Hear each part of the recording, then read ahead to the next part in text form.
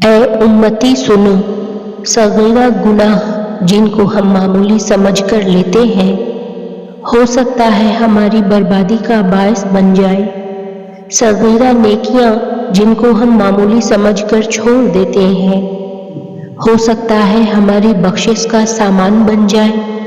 Dear teenager, یہ جو غلطیاں اور گناہ تم سب ابھی کر رہے ہو، یقین مانو جو اس وقت ایڈلٹس ہیں سب نے کی ہیں، اور یہ بھی یقین مانو کہ ان غلطیوں اور گناہوں کا حاصل ہونے والا نتیجہ سوائے شرمندگی، افسوس، دکھ، درد، تکلیف، بیماریاں، انزائٹی اور ڈپریشن کے سوا کچھ نہیں ہے۔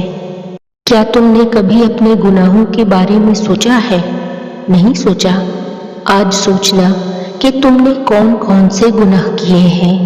جب سوچ لو تو تمہیں گھٹن محسوس ہوگی۔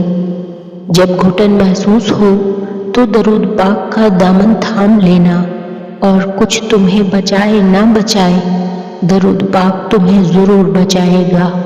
زندگی ایک ڈرامے یا فلم کی شوٹنگ کی طرح ہے جس میں ہمارے ہر روز 24 گھنٹوں کے چھوٹے سے چھوٹا سین بھی ریکارڈ ہو رہا ہے۔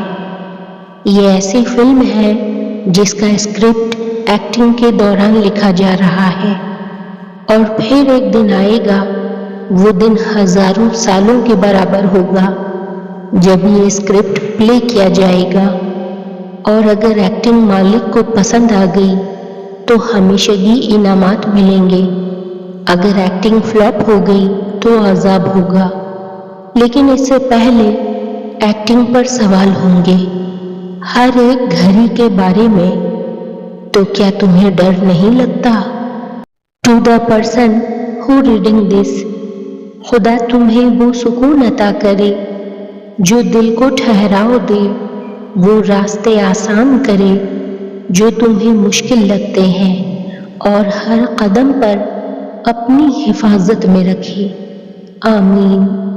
To the person who reading this, اللہ تمہاری تنہائیاں بابرکت کرے، تمہاری خاموشیوں کو سمجھے، اور تمہیں کبھی اپنی یاد سے غافل نہ ہونے دے۔ آمین۔ To the woman who reading this, اللہ تمہارے نصیب میں وہ سب لکھ دے جو تم نے کبھی لفظوں میں نہیں مانگا مگر دل نے ہر رات رو کر چاہا۔ آمین۔ To the main who reading this, اللہ تمہاری ہر وہ ذمہ داری جو تم نے خاموشی سے نبھائی اسے عبادت بنا دے، اور اس کا اجر تمہارے نصیب میں لکھ دے۔ آمین۔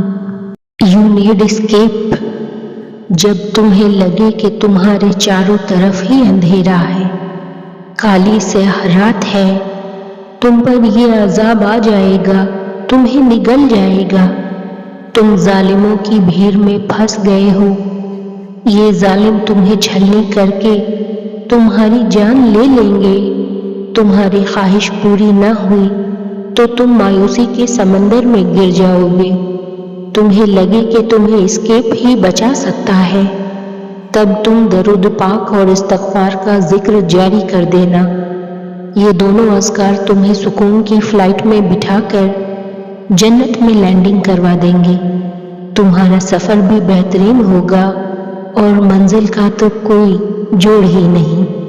کیا تم مایوس ہو گئے ہو؟ کیا تم اداس ہو؟ کیا دعائیں قبول ہوتی نظر نہیں آتی؟ تمام دروازے بند لگ رہے ہیں؟ کیا ہر طرف اندھیرا چھا گیا ہے؟ کیا ساری امیدیں ٹوٹ چکی ہیں؟ رکو، گہری سانس لو، اس وقت کے بارے میں سوچو جب اللہ نے تمہاری دعائیں منہ سے نکلنے سے پہلے ہی قبول کی، اس وقت کے بارے میں سوچو جب اللہ نے تمہیں ایسی نعمت سے نوازا تھا جس کے تم قابل بھی نہیں تھے، اس وقت کے بارے میں سوچو جب تم سمجھتے تھے کہ مرنا ہی تمہارے تمام مسائل کا واحد حل ہے، اور پھر اچانک اللہ نے تمہارے لیے ایسا نیا دروازہ کھول دیا اور اس نے تمہیں بچایا، تو تم کیوں پریشان ہو؟ جس نے تمہیں ان دنوں اکیلا نہیں چھوڑا جب تم نے اس کی اتنی نافرمانی کی تو وہ تمہیں اس حال میں کیسے اکیلا چھوڑ سکتا ہے؟ جب تم اللہ سے اس کی مدد کے لیے بھیک مانگ رہے ہو، اس کے کن کے لیے، وہ دعا کیسے رد کر سکتا ہے جو تم نے اس سے مانگی تھی جب تم آدھی رات کو اٹھے تھے؟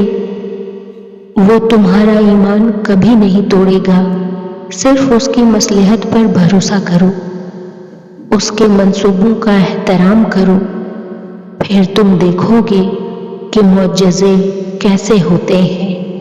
جس نے دیا ہے اس کا شکر بنتا ہے، اور تمہارے شکر ادا کرنے سے ہی پتہ چلے گا کہ تم عطا سے خوش ہو کہ ناخوش، کیونکہ قدرت کا قانون ہے تم جس چیز کا شکر ادا کرو گے وہ بڑھا دی جائے گی، اور یہ بھی کہ اگر تم غفلت برتو گے تو یہی معلوم ہوگا کہ تمہیں چیز چاہیے نہیں تھی، تم پر مسلط کر دی گئی، تو وہ چیز واپس چلی جائے گی جہاں سے آئی ہے۔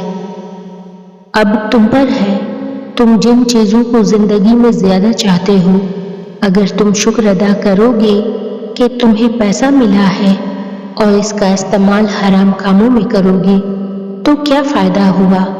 تمہیں کیا حاصل ہوا؟ آنکھیں ملی ہیں، شکر بھی ادا کر رہے ہو، لیکن دیکھ حرام رہے، تمہیں تو برکت نہ ملی نا، تو کیا فائدہ؟ دل ناداں کچھ تو حوصلہ رکھ، خدا جو بھی کرے گا بہتر کرے گا۔ یہ سفر آزمائش کا ہے، ابھی تم نے معجزوں تک پہنچنا ہے۔ دنیا میں کسی بھی حوالے سے کسی کی محتاجی بدترین اذیت ہوتی ہے۔ اللہ تعالیٰ سے ہر وقت دعا کرنی چاہیے کہ اپنے سوا کسی اور کا محتاج نہ کرے۔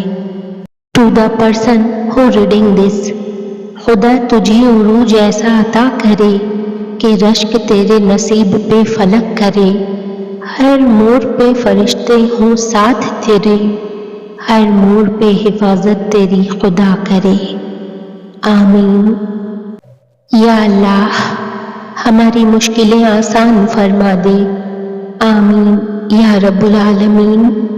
یا اللہ معلوم نہیں کہ کتنی سانسیں باقی ہیں، لیکن میری موت سے پہلے مجھے مقصد حیات سے ملا دینا، مجھے ایسی حالت میں اپنے پاس بلانا کہ تو مجھ سے راضی ہو۔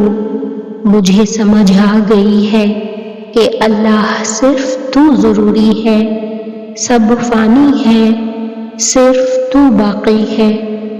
بس مجھے اپنے قریب کر لے کہ زندگی کی سختیاں تیری محبت میں برداشت کر سکوں، تیرا ذکر، تیرا شکر اور تیری عبادت بہترین طریقے سے ادا کر سکوں، آمین یا رب العالمین۔